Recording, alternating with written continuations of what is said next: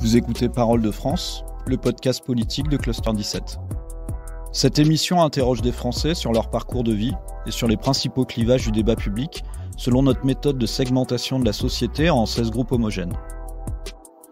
Pour chacun des épisodes, je suis parti à la rencontre de connaissances, d'amis, de membres de ma famille représentant l'un des 16 clusters. Je leur ai posé les mêmes questions sur les mêmes sujets. Parole de France, une émission produite par Guillaume Tricard pour Cluster 17. Je connais François depuis une vingtaine d'années. C'est un ami de mes parents. François a 69 ans, il est retraité depuis quelques années après une longue carrière dans le monde des affaires. Marié depuis 40 ans, il occupe sa retraite entre activités de conseil et bénévolat dans des associations de charité. François m'a donné rendez-vous chez lui. Il vit dans une belle maison située dans l'un des quartiers les plus chics de Montpellier. François appartient au cluster des libéraux, un groupe marqué par l'aisance économique, la religion catholique, qui se retrouve en grande partie dans le clivage gauche-droite. Très hostile aux remises en cause de la réussite sociale et des élites, les libéraux se reconnaissent dans le libéralisme économique et sont conservateurs sur les enjeux culturels et identitaires. En 2017, c'est François Fillon qui était arrivé largement en tête dans ce groupe, réunissant 60% des voix. En dehors de lui, seul Emmanuel Macron avait atteint la barre des 20%. Oui, bonjour. Ça va? Viens. À ta disposition. On se met où? Dans mon bureau là-haut. Ouais, très bien. Je commence toujours mon entretien en demandant à la personne que j'interroge de revenir un petit peu déjà sur son origine. Donc si je peux te demander en gros d'où tu viens, où est-ce que tu as grandi et que faisaient tes parents, ta famille. Alors, je suis né à Casablanca. Mon père était marin en fait, donc j'y ai passé 2 ans. Voilà. Après, il a été muté ailleurs. Ma mère était infirmière, mais elle n'a pas beaucoup bossé. La plupart de mon enfance, ça a été Toulon, ouais. Un peu Cherbourg, un peu Brest, un peu Paris aussi, mais on va dire l'essentiel Toulon. Et ensuite, Ils étaient originaires d'où, tes parents? Moi, j'ai une famille située de marins sur 5 générations. Ouais. Donc, on s'est déraciné. L'origine de l'origine, c'est la Franche-Comté, côté mon père. Okay. Côté ma mère, c'est le Midi. Et donc, étant à Toulon, devant faire des études, et comme je n'étais pas un très bosseur, on m'a un petit peu orienté d'office sur Montpellier, où il y avait mon grand-père qui pouvait m'héberger, il y avait un appartement. Et j'ai fait l'école de commerce de Montpellier. L'enfance, du coup, il y a beaucoup de déménagements? À plat. Tu t'es jamais fixé à un endroit? Jamais. Et je me suis très bien adapté à cet environnement mouvant, ça ne m'a pas dérangé. Alors j'ai gardé des copains d'enfance de Toulon, exclusivement. Et donc du coup tu arrives à... Donc, et la scolarité, ça se passe plutôt bien? J'ai jamais eu de problème, j'ai jamais bossé, je passais avec la vague. Je pense que si j'avais bossé, j'aurais peut-être pu faire des études plus brillantes, mais c'était pas mon souci de l'époque. Le milieu social là, de ton enfance, de ton adolescence, tu le définirais comment socialement? C'est un milieu... c'était pas des commerçants, c'était pas des hommes d'affaires. Non, c'est pas un milieu affairiste. On a toujours galéré. Nous, on était 7 enfants. Ouais. On a bouffé de la vache enragée parce qu'à l'époque, les salaires des militaires n'étaient pas indexés sur ceux des fonctionnaires. Je suis en 75 et donc on a galéré. Donc ce milieu, on va dire la rigueur militaire. Voilà, je crois que c'est le milieu militaire. C'est ça la dominante. C'est une carrière que tu aurais pu embrasser? Tu t'es posé la question? Moi, j'aurais pu être militaire, diplomate, magistrat. Je pense que là où j'aurais été le meilleur, c'est diplomate. Voilà, ouais. Là où j'aurais été le meilleur. Au final, je me considère comme chef d'entreprise. Pourquoi est-ce que ça s'est pas fait, justement? Je voulais rentrer dans la police aussi. Ouais. Mais ça, on m'a découragé. La police, c'est pas bien. Pendant la guerre, ils ont pactisé avec... voilà. Ouais, donc tu as été découragé par ton milieu familial? Par mon père et par mon grand-père. Tu considères avoir eu une enfance, une adolescence, mais je dirais enfance de manière générale, plutôt heureuse? Ah ouais, complètement. Aucun problème de scolarité. Pas bon, mais aucun problème. Hein. C'est-à-dire, je suis passé de classe en classe. Un peu le dernier qui passe, tu vois. Ouais. Et l'éducation, du coup, je reviens... une éducation militaire, tu me disais, tu considères que ça a été assez strict? Ah oui, mon père était très très dur avec moi. Je me suis construit contre mon père. Mais l'important, c'est d'avoir quand même un père. Ouais. Soit tu te construis avec, soit tu te construis contre. Et moi, je me suis construit contre. Vraiment contre. Par exemple, il était marin, moi je voulais absolument pas rentrer dans la marine. Voilà, donc tu arrives, tu passes un bac... Un bac B avec mention. Ouais. Incroyable. 16 en philo et 16 en en économie. J'en revenais pas moi-même. Et tu sentais que tu avais des facilités? Ah ouais, non, mais je sais que si j'avais bossé, j'aurais fait d'autres études. Donc, alors après. Donc là, tu as 18 ans. Voilà, donc 18 ans, j'intègre tout de suite, je fais une année de prépa à Montpellier, j'intègre Subdeco sans aucune difficulté, je fais mon école de commerce. Je fous rien, je fais la bringue. Les nanas, la bringue, voilà. Au sortir, alors mon service militaire dans la marine, voilà. Après, moi, je suis... Alors, à l'époque, aucun chômage, hein, surtout. Hein. Je suis sorti sur le marché en 77. Aucun chômage. J'ai eu 3 ou 4 propositions. En fait, j'ai démarré chez Burux Informatique. Pourquoi Burux? Parce qu'ils étaient à Montpellier. Et je commençais à envisager de me marier avec Catherine, Montpelliéraine de souche. Et donc, je suis venu ici à Montpellier. Donc, en gros, à la fois pour la boîte, mais aussi pour Catherine. Ouais. Donc c'est un peu le hasard. 2 ans de commercial chez Burux, et après j'ai un copain qui vient me voir, il a plein de produits, plein de catalogues, etc. Il me propose de monter une boîte en France pour importer des produits d'Asie. À ce moment-là, je venais d'être embauché chez Peugeot comme cadre, futur directeur de succursale, je sais pas quoi. J'avais mon contrat, et j'ai dit non, je vais pas chez Peugeot, on monte la boîte. Tu vois, l'inconscient total. Et donc pendant 2 ans, on a fait de l'importation de menuiserie industrielle d'Asie, basée à Toulon. Voilà. Et au bout de 2 ans, compte tenu des délais de livraison, alors de fabrication, de livraison et de paiement en France, c'est plus de 6 mois. Bon, donc j'ai compris qu'on n'avait pas la trésorerie, on n'avait pas de sous. Ouais. En réalité, on n'avait pas de sous. On aurait pu créer la paire à l'époque. À l'époque, on était sur le créneau de la paire, mais on l'a pas fait parce qu'on n'avait pas de sous. Et moi, j'ai dit, je vais pas attendre 20 ans pour... voilà. J'ai travaillé en gros 9 ans dans l'industrie, transformation métal plastique, comme directeur administratif et financier d'abord. Et ensuite, j'ai racheté une petite boîte d'extrusion soufflage dans l'Ain, petite boîte de 9 salariés. Là-dessus, il y a eu toute une histoire qui fait que j'ai déposé le bilan. Donc j'arrive à une main devant, une main derrière, étant caution à Montpellier, où là j'ai un ami d'enfance, quand j'étais étudiant à Montpellier, qui n'avait de cesse que je m'associe avec lui dans les assurances. Il avait repris la cabinet de son père. Il me repropose, puis j'ai découvert un nouveau métier et que j'ai exercé pendant 29 ans. Au bout de 9 ans, je me suis dissocié des 2 frères parce que nous avons vendu notre cabinet au numéro 2 mondial du courtage d'assurance. Alors on a explosé l'affaire, on l'a multiplié par 6. En combien? En 9 ans. Oui, en 9 ans, on l'a multiplié par 6 et on s'est vendu à E.ON, 2e courtier mondial. Donc on a touché un gros chèque. Mes 2 associés, les 2 frères, sont partis chez E.ON comme directeur de leur branche. Et moi, j'ai gardé l'agence à partir de laquelle j'ai continué à développer l'entreprise.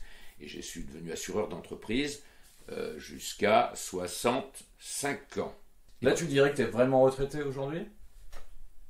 Alors, j'ai absolument pas vu le passage, si tu veux, car mon taux d'occupation est le même. Alors, quelles sont mes activités aujourd'hui? L'assurance est complètement finie. Voilà. Je suis juge au tribunal de commerce, donc c'est une fonction bénévole, bien sûr. Hein. Je suis bénévole à l'association Le Rocher à Nîmes, voilà, qui œuvre dans les banlieues. Et je suis élu dans mon petit village, là où j'ai ma résidence secondaire, parce qu'entre-temps, j'ai racheté une ferme en ruine en Aveyron que j'ai complètement restaurée, rebâtie, etc. On va passer sur la partie plus sur l'opinion, le système de pensée. Ouais. Je reviens un petit peu du coup, on refait un retour en arrière. Comment tu te définirais politiquement? Alors moi je suis politiquement de droite, sans aucune hésitation. Ouais. Tu l'as toujours été? Toujours été. Je me suis un peu recentré. J'aurais plutôt été tendance extrême droite étudiant. Pas du tout sur un plan politique, sur un plan déconnade. Parce que j'avais un copain qui s'était engagé, qui était à l'EAI, et qui venait me chercher, et une espèce de tête brûlée, et donc moi j'étais dans le feu de l'action. Mais je n'ai jamais pris d'étiquette politique. Je suis jamais allé coller des affiches pour une raison politique. Jamais. Mais j'étais pour l'ordre, j'étais contre tout ce qui était syndicat, tout ça, c'était pour moi c'est insupportable. Tu me disais tout à l'heure, tu t'es recentré... Là maintenant, je veux dire, au fil, j'ai appris à raisonner quand même. J'ai appris à raisonner et à faire la part des choses. C'est pas parce que je suis de droite que je suis pas social. Au contraire, je ne suis que social.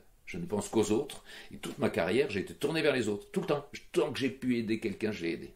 Tu peux pas savoir le nombre avec mon métier d'assureur, tu es en relation en permanence avec les gens. Quand j'ai pu aider un mec au chômage pour lui trouver un boulot chez un de mes clients, mais j'en ai fait mais plein. Et je continue. Je suis au Rotary aujourd'hui. Ah, vous oubliez, le Rotary. Et à chaque fois, on fait des opérations banque alimentaire, don du sang. Là, maintenant, on œuvre pour l'Ukraine. Tu vois. Toi, tu vois bien le clivage gauche-droite, il te parle encore aujourd'hui. C'est un clivage important pour toi dans ton Oui, mais à une condition, c'est qu'on accepte de dire que la droite, elle est sociale. Les vrais généreux, ils sont à droite. Et ils ne sont pas à gauche. Pourquoi alors, du coup? Parce que la gauche est une espèce de gauche intellectuelle qui marche dans le dogme, qui est dans ses certitudes dogmatiques. Moi, je suis fondamentalement tourné vers l'autre. La société, c'est très important pour moi. Donc c'est pour ça que je suis pas tout à fait dans les cases d'autrefois. Le clivage. La droite, c'est l'économie, l'exploitation de l'homme, etc. Non, mais pas du tout. Pas du tout. Moi, avec tous mes salariés, j'ai toujours été... tous les salaires que je pouvais leur donner, je leur donnais. Enfin, tu vois ce que je veux dire. Donc, par exemple, quand tu as en face de toi des candidats, ou tu parlais des syndicats tout à l'heure, qui disent, de gauche du coup, de l'autre camp, qui disent, mais il faut augmenter les salaires, il faut, je sais pas moi, réduire le temps de travail. Mais c'est n'importe quoi, c'est du dogme. Tout ça, c'est du dogme, ça tient pas. Ça tient pas. Je crois pas à leur théorie. Les théories socialistes, les théories de Mélenchon, mais c'est de la folie furieuse. Il y a que la droite qui est capable de gérer un pays. Et d'ailleurs, une droite sociale où il y a de l'impôt. Moi, je suis pour l'impôt. Je suis pour l'impôt, pour la redistribution. Je suis pas pour laisser les gens au chômage sans rien, bien sûr que non. L'impôt, par exemple, intéressant. Sur qu'il est juste, injuste. Ah, mais bien sûr qu'il est juste, il est proportionnel. Alors l'impôt sur la fortune, je trouve ça c'est une connerie sans nom. Si tu veux, pour moi, tu travailles, tu gagnes de l'argent, tu partages. Par contre, tu as un bien, que ça soit un bien immobilier ou un terrain agricole où tu ne gagnes pas d'argent, je ne vois pas l'intérêt de partager. Donc je trouve que c'est complètement con. L'impôt sur la grande fortune, c'est complètement con. L'impôt sur le revenu, oui. L'impôt sur l'héritage, oui. L'impôt sur ce que tu reçois. Sur l'héritage, par exemple? Oui, bien sûr. Ben oui, c'est tout à fait injuste. T'as des mecs qui naissent avec une cuillère en argent, et t'as des mecs, comme moi, qui s'est fait tout seul, quoi, au final. Moi, je suis pour la taxation du revenu, pas du capital qui ne donne pas de revenus. Tu vois ce que je veux dire? Ouais. C'est pragmatique. Tu gagnes, tu partages. Voilà. Mais après, les industriels, les mecs qui développent le pays, etc., si tu les fais fuir par des mesures complètement débiles, où tu leur piques tout, voilà, c'est ça. Après, c'est le réalisme. Je suis pour l'impôt, je suis pour que les riches payent plus que les pauvres, c'est une évidence, mais de façon économiquement réaliste. Il ne faut pas faire fuir l'entrepreneur. Et du coup, aujourd'hui, sur ce qui est en vigueur en France, tu trouves que le modèle économique est... C'est pas mal, hein. Ouais. Bien. Ah ouais, Macron, il est top, hein. Macron, précisément, tu trouves qu'il a... Il est top, Macron. À part les lois bioéthiques, j'ai rien à lui reprocher. Rien. Mais les lois bioéthiques, ça passe pas. Ça passe pas. Encore partie des dogmes sociaux. Alors, toutes les minorités nous font chier, les minorités. Économiquement, tu le trouves... oui, mais bien sûr. Mais attends. Toutes les politiques, que ce soit de Mitterrand, de Hollande, toutes les politiques se font à droite. Je sais pas si tu as remarqué. Toutes les politiques sont à droite. Les gens se font élire sous étiquette de gauche, une fois sur deux. Mais une fois qu'ils sont élus, il faut une politique de droite. Parce qu'il n'y a que la droite qui a le réalisme, qui connaît les bonnes mesures. Alors après, moi je suis d'accord, on gagne de l'argent, on partage. Ça, alors là, mais à fond. Hein. Sauf si tu veux, si l'impôt tue l'économie, oui, il faut baisser l'impôt. Mais si tu tue pas l'économie, non. Voilà. Là, en ce moment, on est dans la crise ukrainienne. Est-ce qu'on bloque les prix? Est-ce qu'on baisse non, connerie de bloquer les prix. Connerie, mais c'est une connerie, là encore, une idéologie complètement con. Mais il faut laisser au contraire la concurrence. Les prix, ça se baisse par la concurrence. Il n'y a pas d'autres règles. Il n'y a pas d'autres règles. Le dirigisme, c'est fini. C'est la faillite, le dirigisme. On l'a vu avec les régimes communistes. Ça fait... tu es en âge de voter depuis 50 ans. Ah ouais, ma première élection, c'était Giscard. Tu as voté à droite toute ta vie? Ah non, j'ai pas voté à droite toute ma vie. J'ai voté, au municipal, j'ai voté pour Fraiche plusieurs fois, puisque j'estimais que Fraiche était un bon... D'abord, c'était un tribun, un mec brillant, et il faisait du bien à sa ville, et c'est une locomotive pour Montpellier, donc j'ai voté l'homme. Bon, à la marge, j'ai voté un peu à gauche, mais à la marge. Sinon, on va dire sur les élections présidentielles, si on. Tu vois, là, je suis capable de voter Mitterrand, là. Mitterrand. Oublions-le. Ah non, jamais Mitterrand. Parce que alors si un pourri de droite, c'est bien Mitterrand. Pourri de droite. C'est un pourri qui s'est fait élire grâce à la gauche. Il a pris ce cheval de bataille. Pourquoi est-ce qu'il est passé de l'extrême droite à la gauche? Parce que c'est par opportunisme. Il est élu en 80. Oui. C'est quoi ta réaction le soir de son élection? Blocage des prix. La haine. Moi, j'arrive à Lyon à ce moment-là. L'économie s'est figée. T'as un sentiment de peur ou de... Ah oui. Non, mais le sentiment qu'il était totalement irresponsable, que les mesures qu'il prenait étaient totalement irresponsables sur un plan économique. Et c'était le cas d'ailleurs, puisque au bout d'un an ou deux ans, je crois, il a complètement basculé. Et alors après les élections suivantes, du coup, j'imagine que tu as voté Chirac. J'ai voté Chirac et j'ai pas voté Balladur. Il y avait Sarko aussi qui était dans la manche de Balladur. Ouais. Voilà. Et je me rappelle très bien, j'étais ravi que Balladur prenne une claque parce que pour moi il n'était pas légitime. Du coup après Chirac c'est Sarkozy. T'as voté oui, j'ai voté Sarko. Sarko qui m'a plu au début, qui m'a déçu à la fin. Ah, il est trop clivant, il est drogué ce mec, je sais pas, il est drogué, on peut pas lui confier à la France, pas possible ce mec. Et en 2000, donc la dernière élection présidentielle, il y a 5 ans, là, on se rapproche. Fillon, on savait pas, toutes les histoires. Ceci dit, les histoires, par rapport à ce qu'a fait Mitterrand.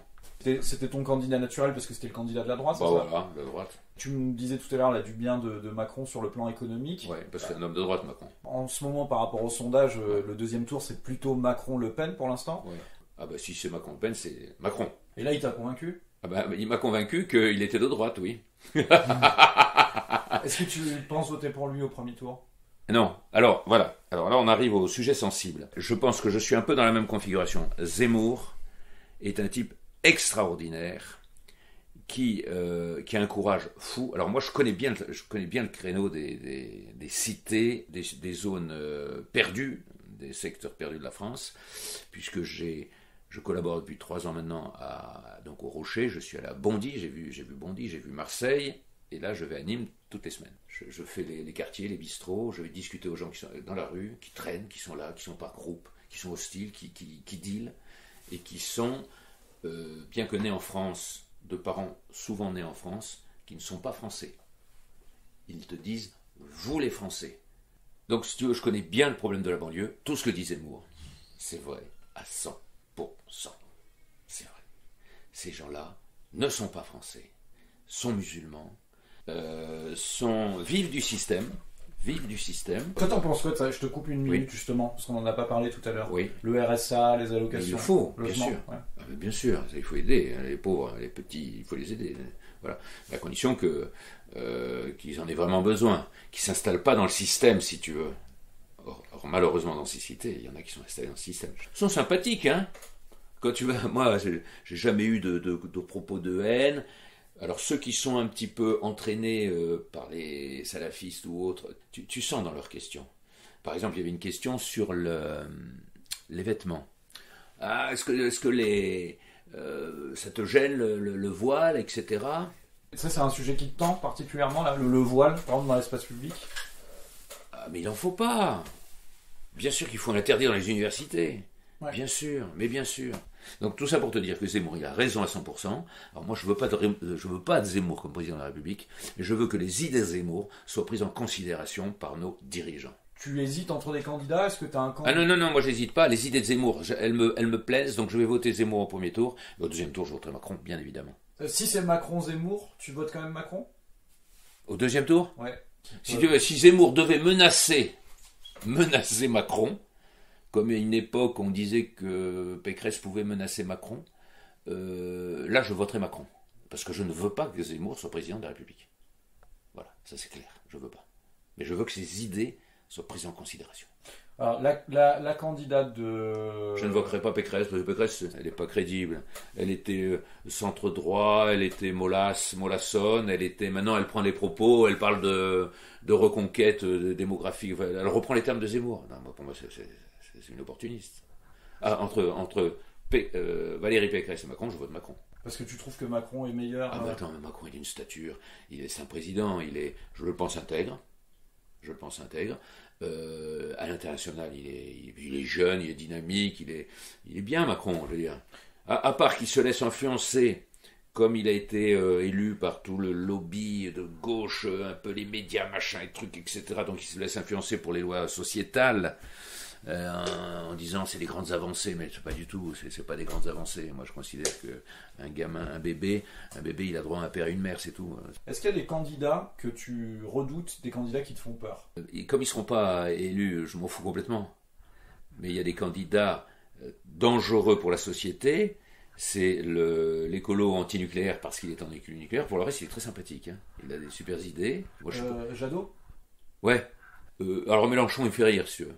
Il est tellement peu crédible, mais il est sympathique à entendre. C'est un tribun, c'est un peu comme Marché à l'époque.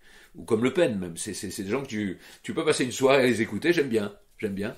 Mais ces idées, c'est extrêmement dangereux. Voilà. Donc Mélenchon, si tu veux, en termes d'idées, c'est l'horreur absolue. Mais en termes de personnage, il est sympathique et il est drôle, quoi. Tu l'écoutes, c'est à mourir de rire. Et Marine Le Pen? Tu veux pas dire ce que tu veux? Ah, ça, alors je supporte pas celle-là.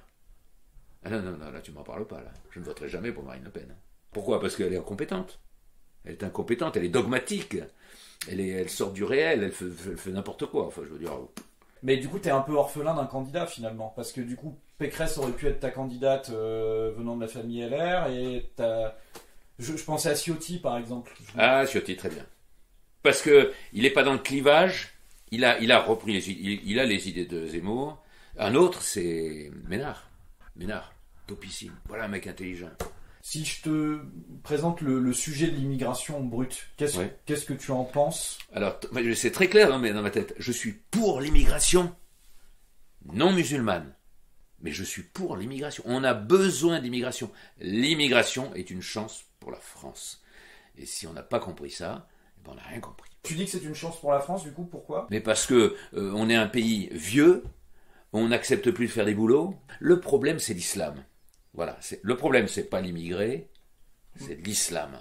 S'il n'y avait pas ce problème, l'islam est un cancer social, un cancer qui peut foutre en l'air une société. Mais sinon, je suis pour moi. Alors, putain, il faut accueillir tous les Ukrainiens. Bien sûr, je suis prêt à les accueillir même chez moi. Et je pensais à la question du halal, parce qu'on le pose aussi dans nos questions. Là, c'est un débat qui revient. Ouais.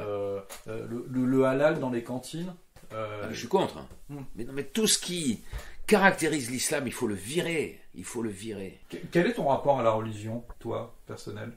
Alors j'ai reçu toute l'éducation catholique transmise par mes parents. Je suis croyant, pratiquant modéré, catho modéré. Voilà. Quand tu votes, quelles sont vraiment les raisons qui te font voter, encore aujourd'hui? Le devoir citoyen. De même que j'ai fait mon service militaire, de même que j'ai fait de la réserve après, j'ai le souci de la société. Et pourquoi je vais au Rocher à Nîmes, voilà, pour être utile à la société. C'est le côté social. T'as des mecs, c'est des saprophytes, ils sont là, le parasite social, qui n'a rien à foutre, qui est égoïste, qui vit que pour lui. Je dis non. Il y a une notion qu'on n'a pas abordée, là, que je vais aborder maintenant, c'est justement, là, c'est en prolongation de cette question-là, c'est la radicalité. Est-ce que c'est un terme qui te fait... qui te fait peur, ou qu'est-ce que tu penses de ce sujet-là? Moi, tout ce qui est intégriste ou radical, j'aborde. Donc, les antivax, je supporte pas. Les intégristes, je supporte pas. Je ne supporte pas la radicalité, quoi. C'est un manque d'intelligence pour moi. Le sujet de l'écologie. Oui, moi je suis écolo à fond. Sauf le nucléaire, je suis pro-nucléaire à fond. Mais sinon, bien sûr qu'il faut sauver la planète, bien sûr qu'il faut lutter contre le réchauffement. Moi, j'ai planté plus de 50 arbres en Aveyron. Plus de 50 arbres. Je fais très attention. Tu vois, j'ai acheté une bagnole électrique, une Zoé. Donc moi, non, mais je suis écolo de droite. Voilà, je me définis aussi comme écolo de droite. Ah oui, on peut être écolo de droite, parfaitement, monsieur. On peut faire du social et être de droite, et être écolo et être de droite. Ouais, alors, ça serait quoi l'écologie de gauche, du coup? La gauche, c'est le dogme, voilà. Et on échappe au réel. Et le réel nous dit qu'il faut du nucléaire parce que c'est la seule solution. C'est la seule énergie possible, et c'est propre, et c'est décarboné, etc. Alors, certes, il y a des risques, mais il faut laisser la R&D, au contraire, il faut appuyer sur la R&D, on trouvera les solutions. Sur l'énergie, tu es aussi d'accord pour aller aussi vers les énergies renouvelables, solaires, les éoliennes Alors non, parce que ça, c'est un gadget de riche. Alors il y a un mec, je sais pas si... Jean Covici, tu connais? Oui. Passionnant ce mec. Passionnant, mais c'est lui qui a tout compris. Il dit, l'éolien et le solaire, c'est du gadget de pays riches. C'est pas rentable, c'est pas ça la solution. Aujourd'hui, on consomme beaucoup trop d'énergie, et là j'ai conscience de ça, tu vois, et j'essaye, moi, de faire tout à la main. tu vois, d'utiliser le moins possible de machines. Tu te sens plus écolo qu'avant, tu dirais? Tu as une conscience écolo qui arrive? Ah, j'ai une conscience écolo. J'ai une conscience écolo qui a progressé avec l'âge, peut-être, ouais. Mais là, vraiment, hein, Alors là, justement, c'est un autre sujet, c'est un fait social qui a existé ces dernières années, le mouvement des Gilets jaunes. Donc c'était il y a 3 ans maintenant. Est-ce que tu pourrais me dire ce que tu en as pensé au début, comment tu l'as vécu, comment tu l'as appréhendé? C'est des petits, il n'y avait pas tellement d'arabes là-dedans, hein, pour le coup. Hein. C'est des petits de la campagne ou des villes, mais des petits, c'est des petits qui se sont retrouvés, qui se sont sentis exclus et qui se sont retrouvés là et qui ont créé un lien social et ils ont existé pendant une période. Est-ce que tu l'as compris, le mouvement? J'ai compris que c'était des petits qui exprimaient leur isolement, leur solitude, leur pauvreté. Oui, j'ai compris. Ça servait à rien. Mais j'ai compris. Toi, tu penses que ça servait à rien? Ah oui, ça servait à rien. Le problème, c'est l'inégalité, si tu veux, elle est là. C'est-à-dire que tu as des gens qui ne sont pas équipés pour se battre dans la société. C'est des petits. Ils ont un petit cerveau, des petites voitures, tout petits. Et donc, ces petits, si tu veux, dès qu'il y a un problème, une difficulté, ils s'écroulent. Et voilà. Alors là, ils ont pu s'exprimer. Mais on le sait c'est pour ça qu'il y a toutes ces associations. C'est pour les aider, ces petits. Et pourquoi on redistribue l'impôt, et pourquoi il y a des œuvres sociales, des médiateurs, des machins, c'est pour ces petits. Ouais. J'ai parlé avec la maman d'un type, la maman dont le fils allait sur les ronds-points, et ce fils, j'ai proposé mes services à la maman de l'écouter, parce que je fais beaucoup d'accompagnement de mecs qui cherchent du boulot, etc. Eh bien, je me suis aperçu, si tu veux, qu'il n'y avait rien à faire. On n'en ferait rien de ce fils. C'est un paumé.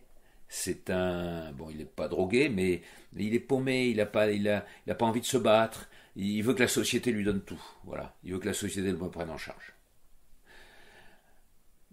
Mais à la limite, je lui en veux pas. Parce qu'il est né comme ça, quoi. C'est une des dernières questions. Quand tu as fait notre test, donc tu es ressorti dans la catégorie des libéraux. Ouais, c'est sympa, ça me plaît. Tu te sens à l'aise avec ça? Ah ouais, ça me va bien, je suis un libéral. Je suis à fond pro-européen, ça c'est indéniable. Il y a 2 traits. Un, l'entrepreneuriat, tu vois, la libre entreprise, entreprendre, construire, bâtir, produire de la richesse, mais pas pour l'argent.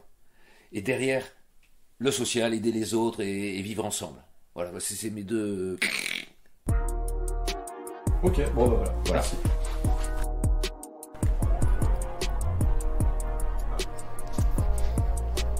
Merci, ouais. Au revoir, à bientôt.